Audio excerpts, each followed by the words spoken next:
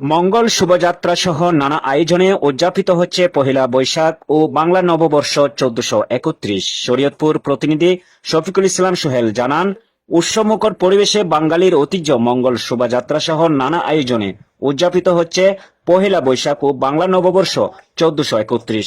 পুরনো বছরের সকল দুঃখ কষ্ট বলে নতুন বছরটিকে বরণ করে নিয়েছে দেশবাসী। শরীয়তপুর জেলার ডামুড্ডা এর ব্যতিক্রম নয়। সকলের মঙ্গল কামনা করে মঙ্গল শোভাযাত্রার মধ্য দিয়ে সাদরে গ্রহণ করেছে নতুন বছরটিকে।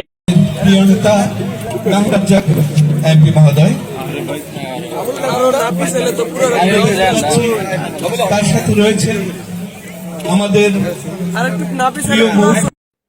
রবিবার 14 এপ্রিল সকালে উপজেলা প্রশাসনের আয়োজনে একটি মঙ্গল শোভাযাত্রা বের করা হয়।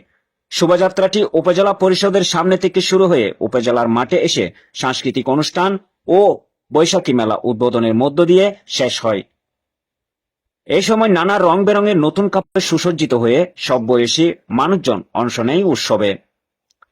সকলের পাশাপাশি অনুষ্ঠানে প্রধান অতিথি হিসাবে উপস্থিত ছিলেন শরীয়তপুর 3 আসনের সংসদ সদস্য আলহাজ নাহিম রাজ্জাক এমপি, ডামুড্ডা উপজেলা পরিষদের চেয়ারম্যান মোহাম্মদ আলমগীর হোসেন, উপজেলা নির্বাহী কর্মকর্তা নাসরিন বেগম সেতু, শরীয়তপুর জেলার অতিরিক্ত police super Gosairhat circle Abu Sayed, Damudda পৌরসভা মেয়র রেজাউল করিম রাজা চয়াল, উপজেলা পরিষদের ভাইস চেয়ারম্যান আব্দুর রশিদ গোলন্দাজ, মহিলা ভাইস চেয়ারম্যান কাদিজা কানম লাভলি, উপজেলা প্রাণী সম্পদ কর্মকর্তা সব্যসাচী মজুমদার, মহিলা বিষয়ক কর্মকর্তা ফাতেমা নাহিয়ান, কনেকশর ইউনিয়ন পরিষদ চেয়ারম্যান আনিসুর রহমান বাচ্চু মাতব্বর, পূর্ব ডামুড্ডা ইউনিয়ন পরিষদের চেয়ারম্যান মাসুদ পারভেজ লিটন হাওলাদার, উপজেলা আওয়ামী লীগের সহসভাপতি ইনু ব্যাপারী, প্রাইম ব্যাংকের ম্যানেজার বাবুল মাতব্বর, ডামুড্ডা উপজেলা ছাত্রলীগের সাবেক সভাপতি মোহাম্মদ মেহেদী হাসান রুবেল মাতব্বর, উপজেলা প্রশাসনিক কর্মকর্তা আনোয়ার হোসেন সহ উপজেলা প্রশাসনের বিভিন্ন কর্মকর্তা ও বিভিন্ন ইউনিয়ন পরিষদের চেয়ারম্যানগণ,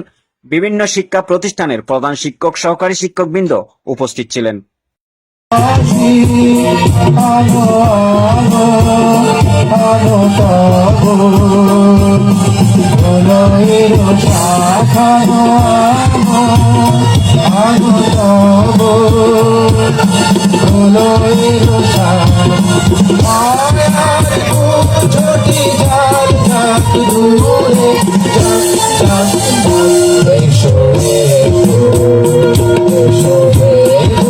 Shut